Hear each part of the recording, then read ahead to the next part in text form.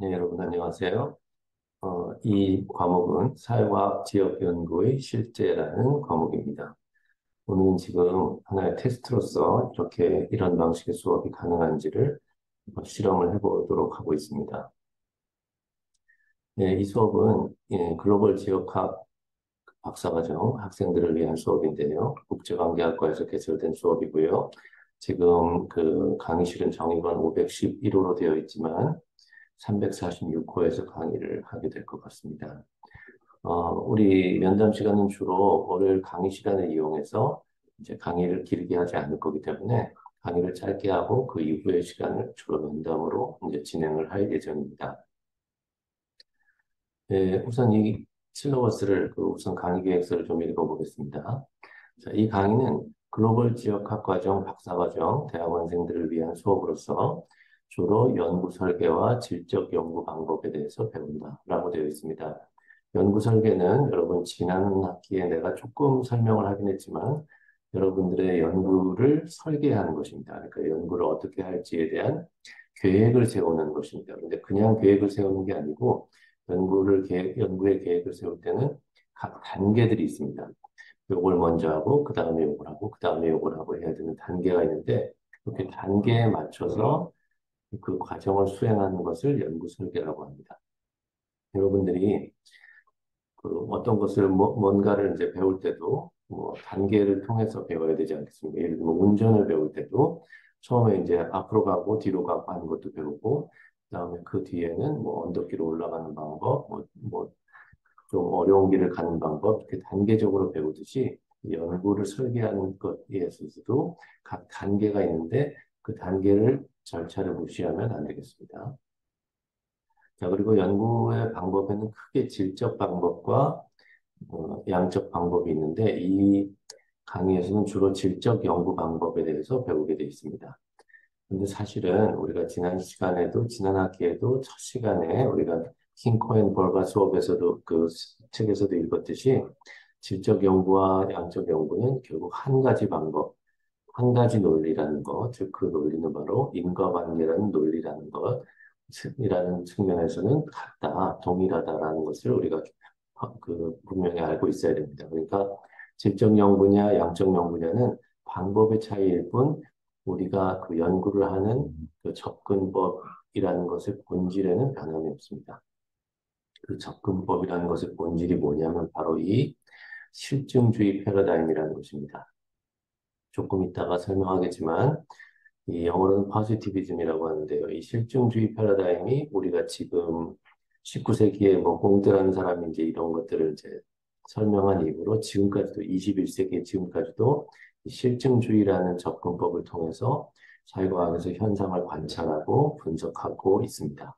그래서 우리가 그 과학 철학에서 실증주의가 뭔지를 먼저 알아야 되고요. 이 사람들이 말하는 falsifiability, 오류 가능성이라는 것을 이제 먼저 알아야 됩니다. 그래서 이것들을 알고 나서 그러면 사회과학에서 우리가 말하는 이론이나 가설이 신학에서 말하는 절대 진리라든지 절대 선 또는 규범, 도덕 이런 것과 어떻게 다른지 이런 것들을 먼저 이해를 해야 됩니다.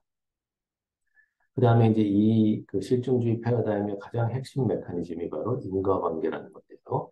원인과 결과 관계라는 것입니다. 그 인과관계를 배우고 인과적 추론이 왜 중요한지 이것도 사실 지난 학기에 학기 초에 잠깐 배우긴 했습니다만은 킹코앤 버바는 추론, 이 인퍼런스를 크게 두 가지로 나누었습니다. 서술적 추론과 인과적 추론으로 나누는데 서술적 추론은 descriptive inference라고 해서 현상을 그대로 이제 기술하는 거죠. 서술하는 거죠. 그런데 causal inference라는 것은 단지 서술하는 데 그치지 않고 그 현상에서 그 현상 안에 드러나 있는 현상 안에 내재하고 있는 인과관계를 이제 원인과 결과 관계를 파헤치는 것입니다. 그것이 이제 인과적 추론이라고 하는데 이 인과적 추론이 우리가 한 학기 동안 해야 될 내용입니다. 사실 여러분들이 인과관계만 잘 이해를 한다면 이 수업에서는 다 배운 거나 마찬가지입니다. 아마 여기 있는 학생들 중에서도 이런 것들을 이미 잘 알고 있는 학생도 있을 것입니다. 그리고 이 연구 설계의 전 단계를 익히고 라고 되어 있는데 연구 설계의 전 단계는 크게 뭐 6가지, 7가지 정도의 단계로 이루어져 있는데 가장 먼저 첫 번째 단계가 바로 연구 문제를 설정하는 것입니다. 이 단계가 제일 중요합니다. Research question. 나의 리서치 퀘스천은 무엇인가? 이것을 이제 명확히 하는 건데 여러분들 결국은 졸업을 못하게 되거나 졸업이 늦어지는 학생들의 대부분은 다 자기의 주제, 자기가 하고 싶어 하는, 관심 있어 하는 연구 주제를 잡지 못하기 때문입니다. 즉, 왜라고 하는 연구 문제를 잡지 못하기 때문인데, 여기서 여러분들이 이 수업에서 어떤 why question을 잡을 건지를 끊임없이 이제 훈련하게 되어 있습니다. 만약 여러분들이 why question을 잡게 되면 그 다음에는 다음 단계로 넘어가게 되는데요. 그 구체적인 단계는 수업 시간에 계속 설명을 할 것이고 이것도 아마 지난 학기에 제가 몇 번 이제 소개를 해준 적이 있습니다. 여기까지는 대부분 지난 학기에 제가 좀 설명을 드렸는데 이런 과정에서 발생하는 다양한 오류들이 있습니다. 이 오류들은 여러분들이 이렇게 그 내가 설명을 하면은 아, 저런 오류들이 있구나 하고 잘 이해를 할 거고 나는 저런 오류를 절대 범하지 않을 것 같다라고 생각을 할 건데 지금 저도 많이 그 오류를 범하고 고도로 훈련된 사람들도 계속 오류를 범하는 것입니다. 이거는 마치 자동차를 운전하는 거나 마찬가지입니다. 아니면 자전거를 타는 거나 마찬가지입니다. 여러분들이 자전거를 탈 때 한번 자전거를 배울 때 배우기가 굉장히 힘들잖아요. 그죠? 겁도 나고 넘어지면 어떡하나 내가 이게 그 중심을 잡고 갈 수 있을까 이런 생각이 드는데 자전거를 한번 타게 되면은 그때부터는 뭐 10년이 지나도 자전거를 탈 수가 있죠. 그죠? 이게 바로 이제 사회과학 방법이 이렇습니다. 그러나 10년 동안 자전거를 잘 타왔고 자전거를 누구보다도 잘 타는 사람도 사고가 날 수가 있겠죠. 그죠? 자동차 운전도 마찬가지고요. 운전 잘하는 사람도 크고 작은 사고는 언제든지 날 수 있습니다. 그 이유는 언제든지 실수를 할 수 있기 때문입니다. 마찬가지로 이 연구 설계에 있어서도 언제든지 우리가 오류를 범할 수가 있는데 그 오류들이 뭐 예를 들면 이런 것들이 있습니다. 선택 편의라는 게 있습니다. selection bias라고 하는데 사례를 선택하는 과정에서 오류를 범하는데 어떤 선택이 오류인지 이런 것들을 이제 우리가 설명하고 여러분들 실습을 통해서 상대방의 그 오류를 또 잡아내기도 하고 자기의 오류를 자기 스스로 발견하기도 하고 이제 이렇게 될 것입니다.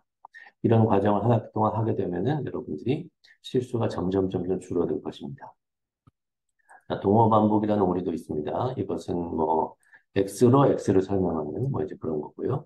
그다음에 독립 변수들 간의 상관관계가 존재하는 경우 또는 인과관계가 존재하는 경우 이것을 영어로는 멀티컬리니어리티라고 하는데 이것도 결국은 뭐 아까도 말씀드렸듯이 질적 연구와 양적 연구는 거의 같은 논리이기 때문에 우리가 여러분들 통계를 잘하는 사람이라면 멀티컬리니어리티 프로블럼이 뭔지 알겠죠, 그죠? X들 사이에 연관이 있는 경우 이렇게 되면 이제 그 리그레이션을 돌릴 때 이제 멀티플 리그레이션을 돌릴 때 문제가 생기는 거죠. 이럴 때는 관련 있는 X들 중에 원인이 되는 X를 남겨두고 다른 것들을 제거를 해야 되겠죠, 그죠? 그다음에 역인과관계라는 것도 있습니다. Reverse causal relation. 그러니까 X가 원인이고 Y가 결과라고 내가 생각을 했는데 사실은 Y가 원인인 경우, 즉 거꾸로 된 경우가 있습니다. 뭐 이제 이런 그 오류도 있고요. 독립 변수를 간과하는 경우, 이것을 omitted variable bias라고 하는데 내가 생각한 alternative hypothesis가 진짜 원인인 경우도 있습니다. 이럴 경우도 이제 많은 이제 오류를 범하게 되는데 이런 오류들이 어떤 것인가를 차근차근히 배우고 이것을 계속 실습을 통해서 이런 오류들을 서로 잡아낼 것입니다. 그래서 이렇게 계속 이런 과정을 거치다 보면은 그런 실수가 점점 줄어들게 되어 있습니다. 그 다음에는 경로 의존형 설명과 같은 역사적 맥락을 중시하는 설명, 제도의 선택을 중요시하는 설명, 하나 나오는데요.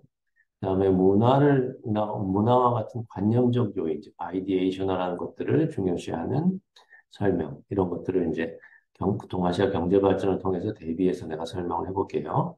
그리고 중간고사 기간 이후에는 여러분들이 거의 매 시간 개별 면담을 수업 시간에 내가 할 겁니다. 그래서 여러분들이 주제를 잡을 수 있도록 내가 안내를 해줄 거고, 주제를 잡지 못하는 경우에는 내가 주제를 줄 수도 있는데, 그런 경우에는 여러분들 점수가 깎이니까 여러분들 스스로가 계속 고민을 해서 한 학기 내내 고민해서 여러분들의 주제를 잡고 그게 결국은 여러분들의 박사 논문으로 발전되면 너무 좋겠죠. 그죠? 그렇게 되는 그런 그 목적의 강의가 바로 이 강의입니다. 이런 과정이 이제 사실은 요 위에보다도 과정이 이제 여러분들 개별 면담을 통해서 학생 개개인의 관심사와 연구 주제를 강사와 공유하고 연구 주제를 정하는 이런 과정이 이제 여러분들 이제 요게 제일 중요합니다. 자, 이후에는 내가 이제 주로 개인적으로 관심을 갖고 있는 몇 가지 영역에서 이제 연구의 예시를 이제 좀 보여주고 마지막에는 여러분들의 연구 설계를 발표합니다. 여기 지금 글로벌 지역학 과정 학생이 아닌 학생들이 있는데 이런 학생들의 경우에는 강사와 학과 전공 주임 교수님의 허락을 받아야 됩니다. 그래서 수강이 이제 가능합니다. 교재는 이제 없고요. 논문들이, 리딩들이 있을 경우에 그때그때 내가 단톡방에다 제공을 하겠습니다. 자, 이 수업 방식은 이렇게 사전 녹화된 것을 자막과 함께 여러분들이 이제 보고 시청을 하고 수업 시간에 보충 설명을 하는 식으로 한번 해보겠습니다. 학생들의 의무사항. 첫째, 학생들은 매 시간 제 시간에 출석해야 되며 지각을 해서는 안 됩니다. 그리고 어떠한 경우에도 쉬는 시간이 아닌 경우에는 강의실을 여기 또 오타가 나왔네요. 강의실 을 나갈 수가 없습니다. 여러분들 보통 강의실을 나갔다 오는 경우가 있죠, 그죠? 저는 절대 그것을 허용하지 않습니다. 대신 50분이 지나고 나면 반드시 10분간 휴식 시간을 줍니다. 그래서 휴식 시간에 나갔다 와야지. 그렇지 않은 경우에 만약 나가게 되면은 그날은 다시 들어올 수가 없습니다. 강의가 다 끝난 뒤에 올 수밖에 없습니다.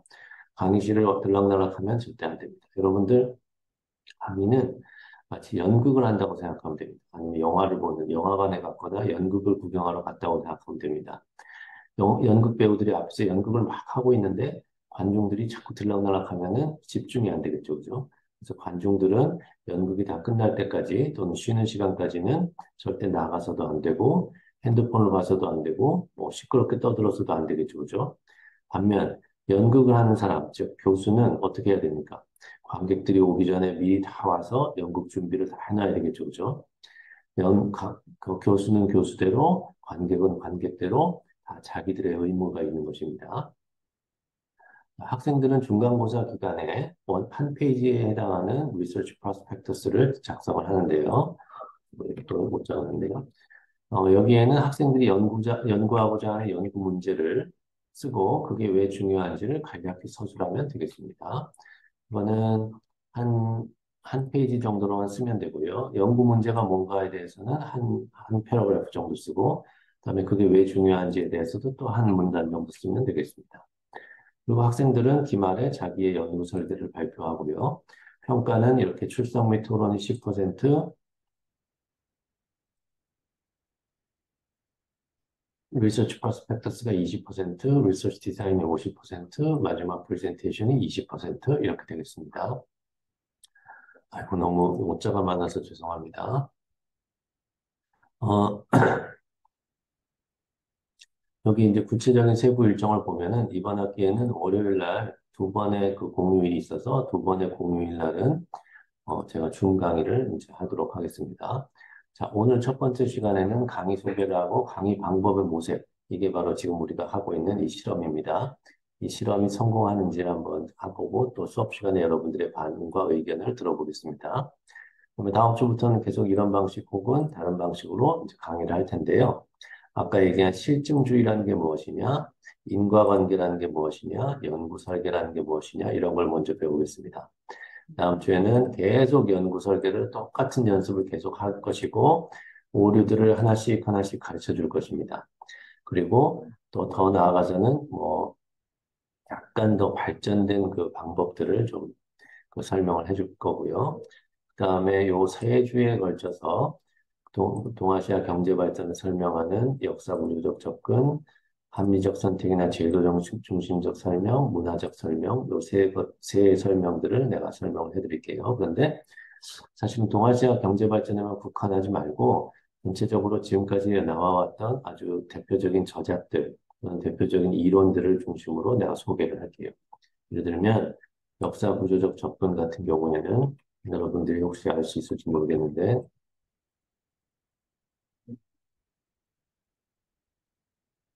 웰링턴 무어 주니어라는 사람이 1966년도에 쓴 국제와 민주주의의 사회적 기원이라는 책이 있어요.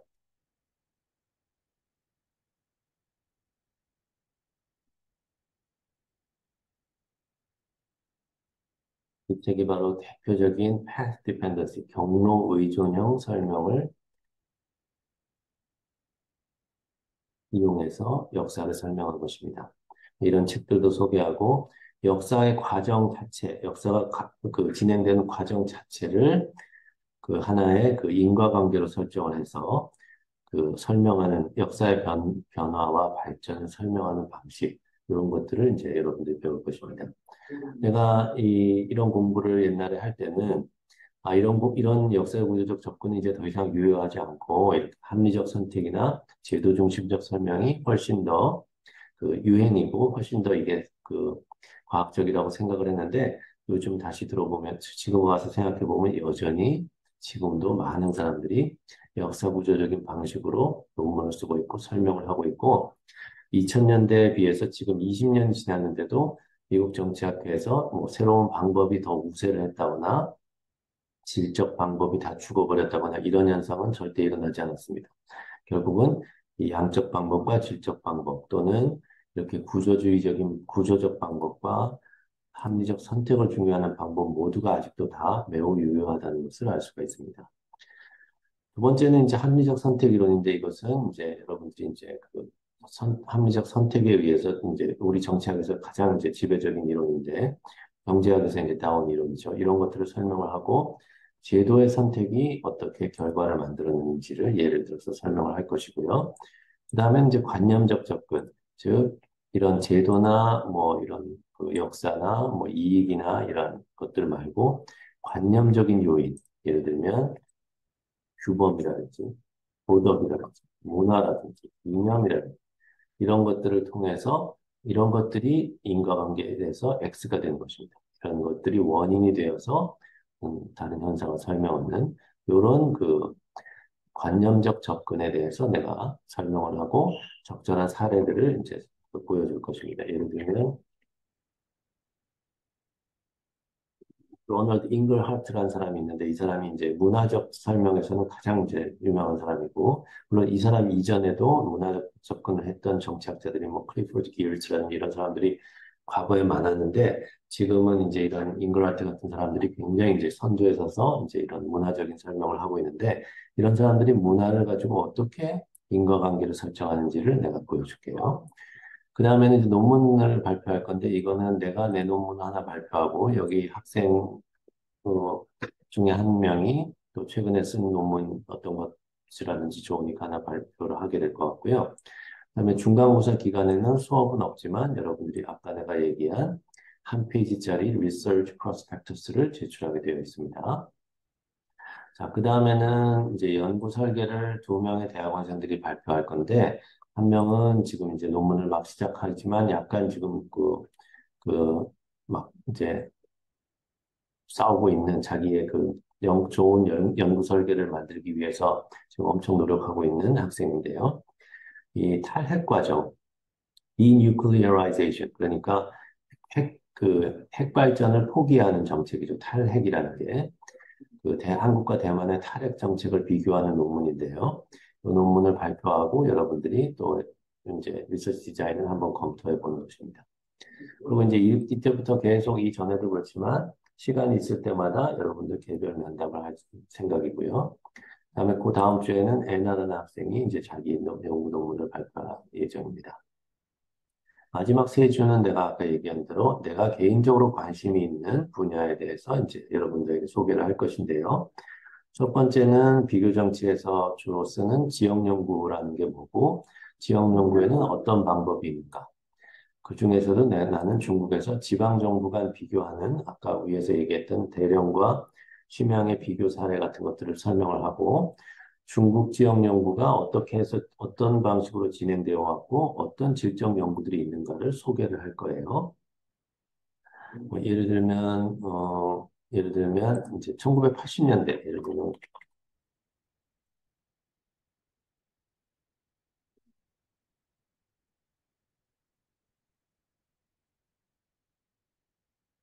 중국 농촌의 디컬렉티바이제이션 그러니까 탈집단화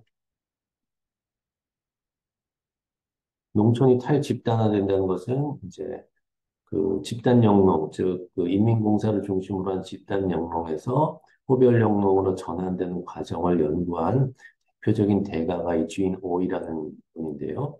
이 주인 오이라는 분이 어떻게 해서 이 1980년대 탈집단화 과정을 연구하게 됐는지를 내가 설명을 해줄 거예요. 혹시 여러분들 알지 모르겠지만 산동성에 쪼핑이라는 데가 있는데 1979년에 미국과 중국이 국교 정상화되면서 중국 정부에서 그러니까 미국의 이 미시간 대학에 있는 이런 주인 오이라든지 혹시 그 전에 뭐 미셸 억센버그라든지 아주 유명한 중국 정치를 연구하는 유명한 사람들이 미국 정부에다 대고 요청을 했어요. 우리가 이제 미국과 중국 간의 국교 정상화가 됐으니 중국에 가서 필드 리서치를 하고 싶다. 그래서 미국 정부가 중국 정부에게 요청을 했어요. 우리 학자들이 필드 리서치를 하게 해달라 그랬더니 그때 덩샤오핑이 그냥 열어줄 수는 없고 너무 이제 불안하니까 산동성에 있는 가장 잘 사는 그리고 가장 모범적인 마을 하나를 제한적으로 개방을 했어요. 그게 바로 쪼핑이라는 데인데 당시에 쇼핑은 워낙 다른 농촌보다 잘 살았을 뿐 아니라 중국 정부가 서방 학자들에게 개방을 한다고 하니 더욱더 일부러라도 잘 살게 만들어주고 집도 막 급하게 고쳐주고 뭐 이렇게 해서 이제 개방을 한 거죠. 여러분들이 지금 생각하기에는 이렇게 인위적으로 조작된 지역을 하나 개방을 하면 여기에는 많은 바이어스가 이제 들어갈 거고 되게 연구가 공정하게 이루어지지 않을 거라고 생각하겠지만 그렇게 조작을 해서 인위적으로 잘 살게 만들었음에도 불구하고 1979년 당시의 조우핑은 굉장히 못 살았던 거예요. 그래서 이 미셸 옥센버그라든지 뭐 이런 주인 오이라든지 이런 초기의 학자들이 이런 데 들어가서 생활사적인 연구를 했어요. 이런 생활사적인 연구들이 오늘날 우리가 중국의 농촌 변화를 연구하는데 굉장히 귀중한 자료가 됩니다. 중간에 미셸 옥센버그는 죽었고요. 주인 오이가 이제 이어서 이 연구를 하게 됐는데 이미 80년대 중반 후반이 되면은 이 학자들이 좁힌한 지역을 벗어나서 다른 지역으로도 연구를 갈 수가 있는데 필드 리서치를 갈 수가 있고 이렇게 되면서 사람들이 80년대 농촌 지역에서 어떻게 탈집단화가 이루어지는지를 연구하는 귀중한 연구 성과들을 남겼습니다. 그때 한 집에서 뭐 수확량이 얼마였는지, 이것들이 얼마에 팔렸는지, 그 당시에 뭐 쌀 1톤의 가격은 어떤 정도에 해당되었는지, 이런 연구들이 다 이 초기의 미시간 학자들이 중국의 지역에서 한 연구들입니다. 뭐 이런 걸 내가 소개를 할 거고요. 그다음에 11월 20일 날에는 내가 전공하고 있는 글로벌 환경 정치의 연구 방법론을 설명할 것입니다. 글로벌 수준에서 그리고 개별 국가 수준에서 또 국가 이하 수준에서 이런 세 가지 분석 수준에서 어떤 연구들이 어떤 방법으로 진행되었는지를 설명을 할 거고요. 그다음에 마지막으로는 리빙랩과 민주주의라고 해서 지방에서 각 지역에서 어떻게 해서 지역 주민들이 주도하여 문제를 해결하는지 그리고 이게 민주주의에 어떤 영향을 미치는지 그리고 이런 리빙랩이라는 현상 주민자치라는 이런 현상을 어떻게 연구할 수 있는지를 내가 설명을 하고, 요게 내가 다음 학기에 여러분들과 같이 할 수업이기도 하거든요. 그래서 이건 좀 소개를 하고, 그 다음 주에는 최종 발표를 하고, 최종본을 제출하면서 이제 모든 수업은 끝나게 되어 있습니다. 자, 그래서 여기까지 이제 강의 계획서를 한번 좀 살펴봤고요. 여러분 뭐 오늘 한번 잠깐 그래도 뭐 약간 한 5분이나 10분 정도의 시간 동안 수업을 한다고 치고 한번 해보겠습니다. 자, 아까 내가 얘기한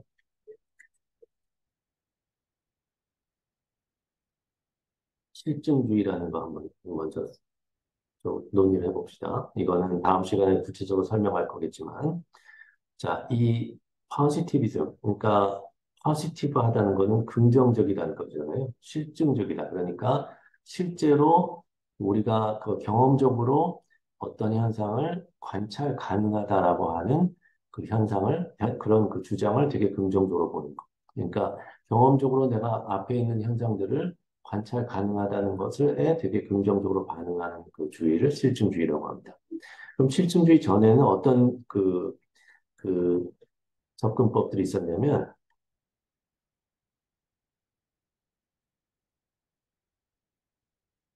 이 형이상학이라고 해서 관념 철학이 있었어요. 이거는 경험적으로 사실을 관찰하는 게 아니고 관념을 통해서 어떤 그 우리가 그 선험적으로 주어진 그 추상적인 관념을 통해서 현실을 이해하려고 했던. 왜 이렇게 했냐면 이 현실이 너무나 복잡하고 너무나 넓고 뭐 다양하고 이러기 때문에 이것들을 우리가 다 할 수가 없다는 거예요.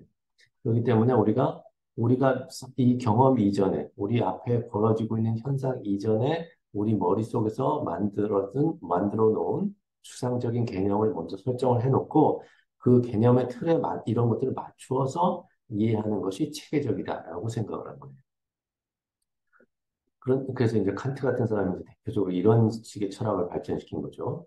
이렇게 해야지만이 복잡하고 아주 다양한 이 세상의 모든 그 현상들을 보다 간단하고 법칙적으로 이해할 수 있다고 본 거죠. 그러나 이 관념 철학의 단점은 뭘까요? 이게 진짜 현실을 그 잘 설명하고 있는지 아닌지는 잘 모르겠는 거죠. 왜냐하면 이건 관념을 통해서 이해하는 거기 때문에 그런 거죠. 그럼 관념 철학 이전에는 뭐가 있었을까요? 신학이라는 틀을 통해서 현상을 이해했던 것입니다. 이 신학이라는 건 뭐냐면 이게 다 지금 그런데 서양의 이야기들이에요. 우리 동양에서는 또 다른 방식으로 이제 이런 이 인식론이 이제 전개되어 있지만 서양의 그 사회과학적 인식론이 전개되는 과정에서는 거의 대부분의 역사에서 신학 중심적인 설명이 있었어요. 신학 중심적인 설명은 모든 것을 다 신의 뜻, 신의 어떤 그 계시로 환원해서 이제 설명하는 방식이죠. 그 전에는 그 중세 신학이 만연하기 전에는 또 이성을 중요시하는, 이성의 힘을 중요시하는 시대가 살짝 있었죠. 그죠? 인간 중심적인 그런 뭐 플라톤이나 아리스토텔레스 같은 사람들이 얘기하는 이성을 가지고 이제 설명하려고 하는 그런 시대가 있었는데 이런 그 시대적인 그런 어떤 그 변화를 통해서 19세기에 집대성된 그 방식이 이 실증주의라는 그 방식입니다. 실증주의는 아까 얘기했던 대로 경험적 현상을 직접적으로 관찰하고 분석할 수 있다고 주장하는 것입니다. 근데 이게 이제 그 여러분들이 여기 경험론 연역이냐 귀납이냐 이런 거하고는 이거는 아무 상관이 없는 거예요. 여러분들 뭐 고등학교 때나 중학교 때 연역법, 귀납법 이런 걸 배웠는지 모르겠는데 거기에서 귀납적으로 이해하는 것이 바로 이 실증주의고 연역적으로 이해하는 것이 뭐 형이상학이고 이렇게 이제 혼동하기가 쉬운데 사실 이것들하고는 그거하고는 아무 관계 없습니다. 오히려 이 실증주의가 바로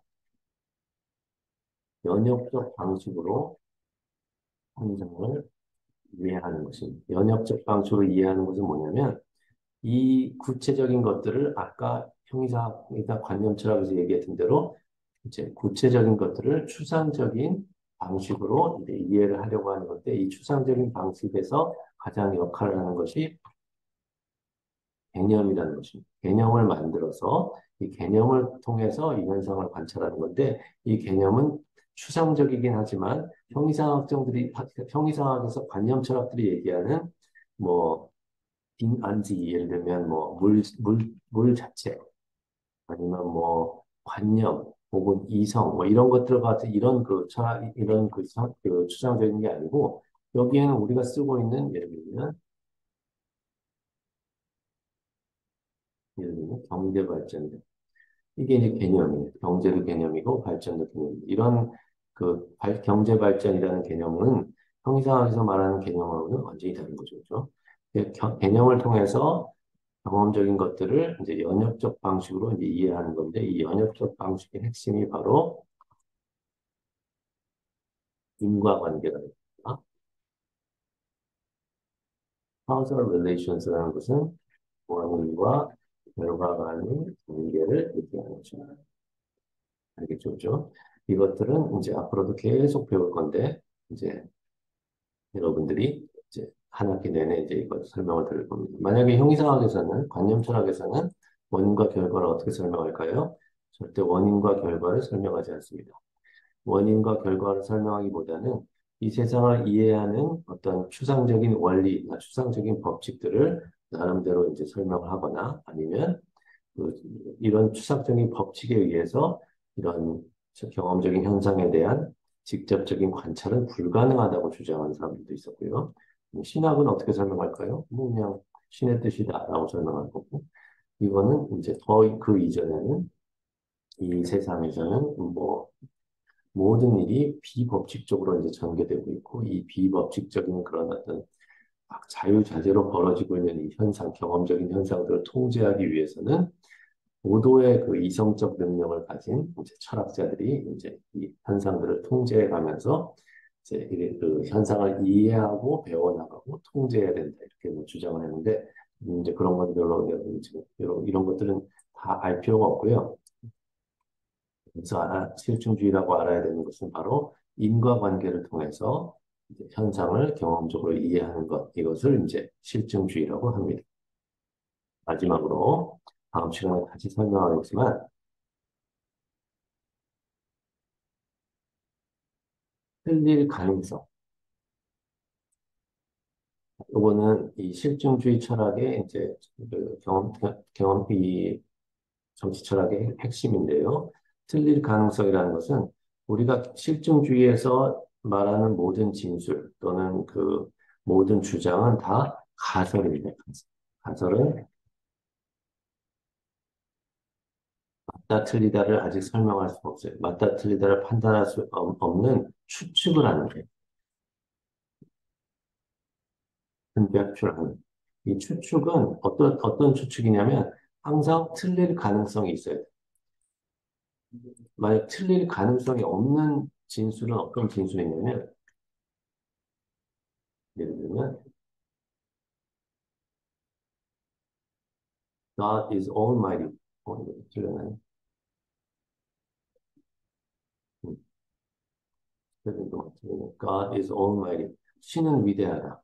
자, 이것이 틀린 말인가요? 맞는 말인가요? 이거는 틀릴 가능성이 없는 말이에요. 왜냐하면 이건 틀리다 맞다를 판단할 수가 없어요, 우리가. 왜냐하면 이거는 신념의 문제, 우리가 어떤 것을 믿느냐의 문제지, 우리가 과학적으로 이걸 검증을 해서 이 말이 틀렸을 거다, 이 말이 맞았을 거다라고 판단할 수가 없어요. 이렇게 falsifyable 하지 않은 명제는 우리가 이 실증주의에서 다룰 수가 없는 명제입니다. 오늘 여기까지 하고 일단 다음 시간에 여러분들 다시 한번 그 논의를 다시 해보고 다시 이런 것들을 다시 다 배워보겠습니다. 수고했습니다.